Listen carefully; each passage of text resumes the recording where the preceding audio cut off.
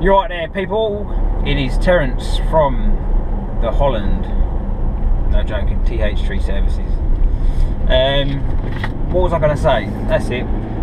Right, we do hear a lot of customers are getting ripped off by cowboy tree surgeons, and we try our best to educate the customers on how to find a good tree surgeon. And yeah, it still happens. So I'll try and do this little video here, and hopefully this will help you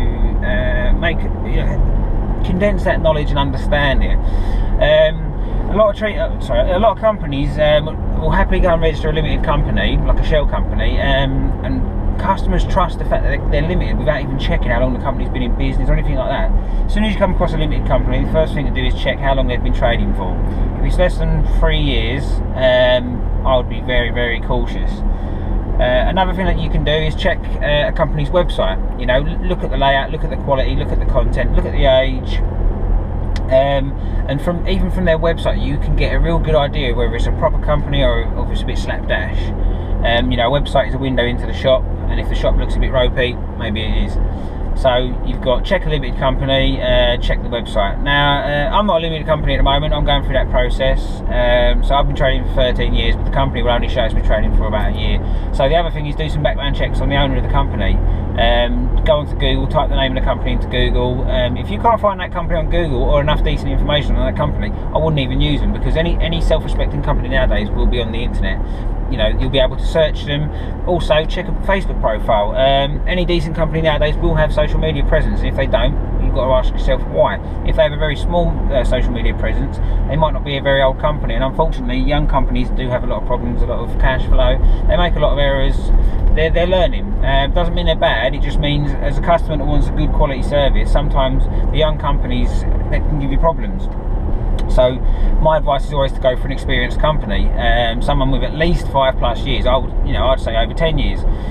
We've spent nearly 13 years trading, and obviously all of the lessons that I've learned are sort of the calibre of company that we provide now far outstrips what we provided when we was first starting. The only benefit of going with a younger company is that they have to be cheap, and they have to do a good job cheap. But unfortunately, that doesn't always happen like that. You know, when you do a cheap job, it normally goes wrong. Young companies don't have a lot of capital behind them, they don't have a lot of inventory behind them or machinery, so errors can happen, they can get sloppy. Other things to check are obviously from the tree surgery side of things. Check that the tree surgeon that you're using is fully qualified, and not just that they're saying they're fully qualified. I've done a video to tell you how to check they're fully qualified, so you know, we'll do a link to that somewhere in the description.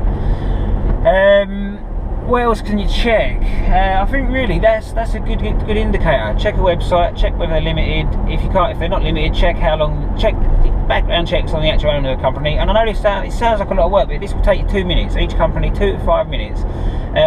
But you know, when you're employing a tree company to do something with, say, a tree over your house or a tree in a vulnerable situation, there's enormous amounts of liability, huge amounts of liability. So you want to know that the tree surgeon you're using is a proper company.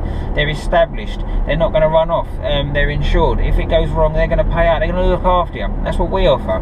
You know, we've been going for a long time now, and we offer an absolutely well-rounded service. The biggest problem we're having at the moment is we've got so busy that I'm now. I don't really want to expand the company, but I'm being forced to employ more staff to try and get the office lead times down, as in get more quotes out to people quicker. But the problem is, most of my customers are paying for me. They're paying for the quality that I provide, and it is hard for a company to provide the sort of service that I do, and not be on the job. I like to be on every job, and I am on every job. It restricts my ability to expand, but I know that we give our customers fantastic service because I keep on top of things, and I maintain that standard. And if you check our reviews, you can see, you know, we've got hundreds and hundreds of 5-star reviews now, and even now, every single 5-star review to me really is special to us, and it's important, and it matters, and we really appreciate our customers doing it. We've probably done over 10,000 jobs, and we've only got, to be fair, probably about 300+ reviews at the moment, so less than 0.3% or something like that. And the reality is, for us, you know, if we ask for a review from 10 customers, we'll be very lucky if 2 take the time to leave a review, because once they're happy with the service, generally people move on to whatever they're doing with their life. Anyway, I've got to go. I'll be back soon.